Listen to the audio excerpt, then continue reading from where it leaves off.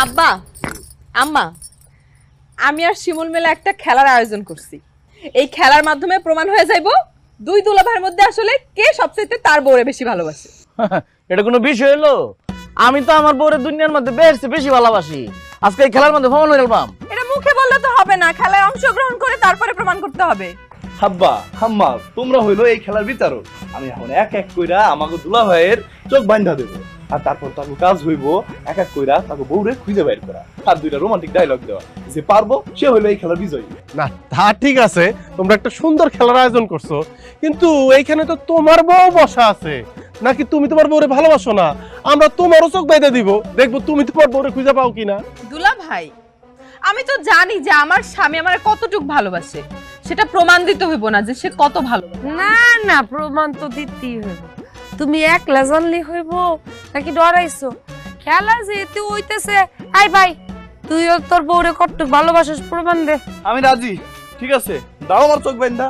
আরে আমি মনে করছিলাম আমি আগে যাইম, অসুবিধা নাই শালা বাবু, তুমি যাও। একদম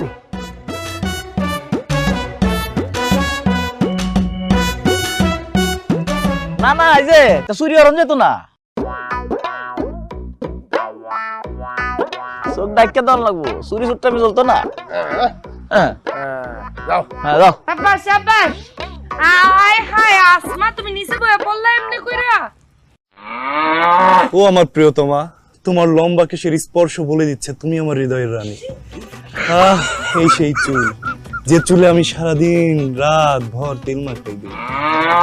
জান কথা দাও তুমি আমাকে কখনো ছেড়ে যাবে না।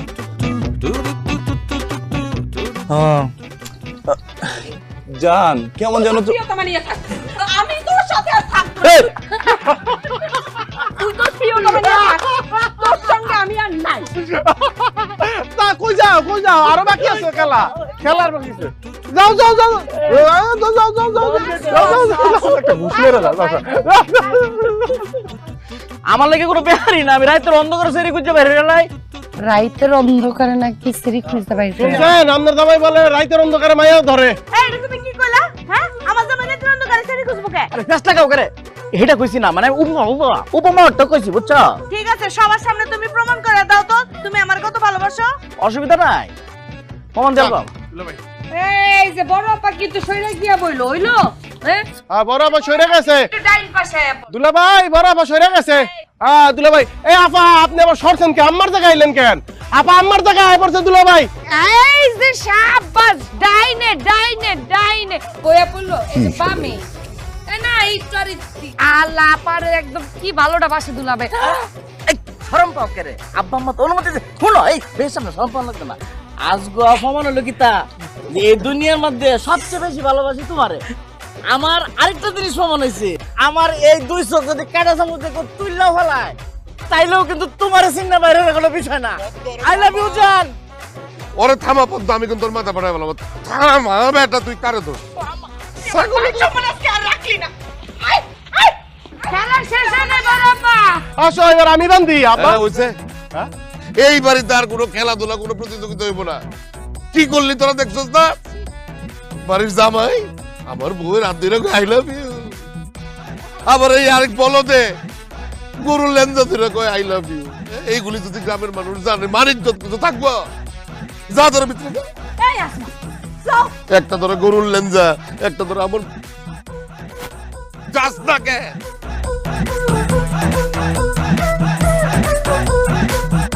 তুই আর একটু বিষ আয় না, আমি একটু মরে যাই বিষ খায়। কেন? তুমি আমার চুল মনে করে তুমি গরুর লেজ ধরে তুমি কত রোমান্টিক কথা বলছো। এরপরে এই রোমান্টিক কথা যখন তুমি আমারে বলবো তখন তোমার নিজের গরু মনে হইব। আমি না সত্যি বুঝতে পারি না কেমনে যে কি হয়ে গেল। আমার না ওই সময় আবেগে কাজ করছিল, বিবেকে কাজ করে নাই। তোমার তো কখনো বিবেক কাজ করবে না, তোমার তো সবসময় আবেগই কাজ করে। তোমার ছোট দুলা ভাইরে দেখছো না, যার একটা মুরগি কেনার সামর্থ্য ছিল না, সে একটা আনাম গরু কিনা নিয়ে আসছে। কিভাবে কিনা নিয়ে আসছে? তোমার বোনের পেদানি খাওয়ার পর কিনা নিয়ে আসছে। আর এখন থেকে আমি তোমারে শাল্টিং এর উপর রাখবো, আর তখন তোমার কোনটা গরুর লাজ কোনটা বউয়ের চুল চিনতে আর অসুবিধা হইব না। এরপরে তো তোমার চোখ বাইন্দা দিলে কে?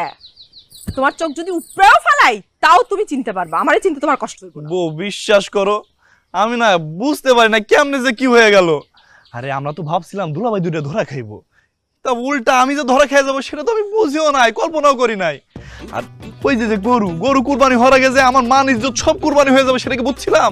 যেহেতু তুমি সবার সামনে গরুর ল্যাঞ্জা ধরে আমার অপমান করছো, সেহেতু এই কুরবানির ঈদে তোমার শ্বশুর বাড়িতে একটা আনাম গরু কিনা পাঠাইবা তুমি। কথাটা যেন মনে থাকে। তোমার গরিব দুলাভাই যদি পারে, তুমি পারবা না কেন? এটা কি কইলা তুমি? আমি এত টাকা পামু কই? আর একটা আস্ত গরু কিনবো কেমনে? কোত্থেকে পাইবা সেটা তো আর আমি জানি না। তোমার ছোট দুলাভাই যদি পারে তাহলে তুমি কেন পারবা না? তুমি কি তার চাইতেও গরিব? শুনো, এই কুরবানির ঈদে যদি আমাগো বাড়িতে তুমি আনাম গরু না পাঠাও, তাইলে আমি এই বাড়িতে কুরুক্ষেত্র গ্যাঞ্জাম বাজায় দেব, কিন্তু কথাটা মনে রাখো। তুমি তো এমনটা ছিলা না, হঠাৎ এরকম হইলা কেমনে? তুমিও তো আগে কখনো গরুর ল্যাঞ্জা ধরে বলো নাই, ওগো প্রিয়তমা আমি তোমাকে ভালোবাসি। এটা মনে করো তোমার একটা শাস্তি। আসমা, আর তোমার তো কপাল ভালো যে তোমার স্বামী গরুর লেজ ধরে প্রেমের ডায়লগ দিছে। আরে গরুর লেজের তো আশেপাশে বিশেষ কিছু অঙ্গ প্রত্যঙ্গ আছে গরুর, সেইগুলি ধরে যে সে ভালোবাসার সংলাপ বলে নাই। যদি সেইটা ধইরা ভালোবাসার সংলাপ বলতো তাহলে তো এই সমাজে মুখই দেখাইতে পারতা না। দুলাভাই, কি আপনি কি বিশেষ অঙ্গ প্রত্যঙ্গের কথা? আমি দুলা ভাই জানতো আপনি কি অঙ্গ প্রত্যঙ্গ বুঝলাম না। আরে তুমি ভয় পাইতেছো কেন? আমি তো বলতেছি গরুর পায়ের কথা, মানে গরুর পা ধরে বললে তোমার ইজ্জত থাকতো। তুমি কি আবার অন্য কিছু মনে করছো নাকি শালা বাবু? হ্যাঁ, এই গরু আদায় করো। আমরা গরু আনছি না শ্বশুর বাড়িতে, তাইলে সে কেন তোমাদের বাড়িতে গরু দিবে না? তুমি কি কম সুন্দরী, কম যোগ্য? প্রেসার দাও। ওর বোন আমার কাছ থেকে নিছো, তুমিও পারবা। প্রেসার দিলে গরু পাবা। প্রেসার দাও, প্রেসার দাও, আদায় করো। তোমার অধিকার আছে গরুর প্রতি, আদায় করো। আমার চোখের সামনে দিয়ে যাও। আমার বাপের বাড়িতে কুরবানির জন্য গরু পাঠাবা, তারপর তুমি আমার সামনে আসবা। আর যদি কুরবানির জন্য গরু না পাঠাও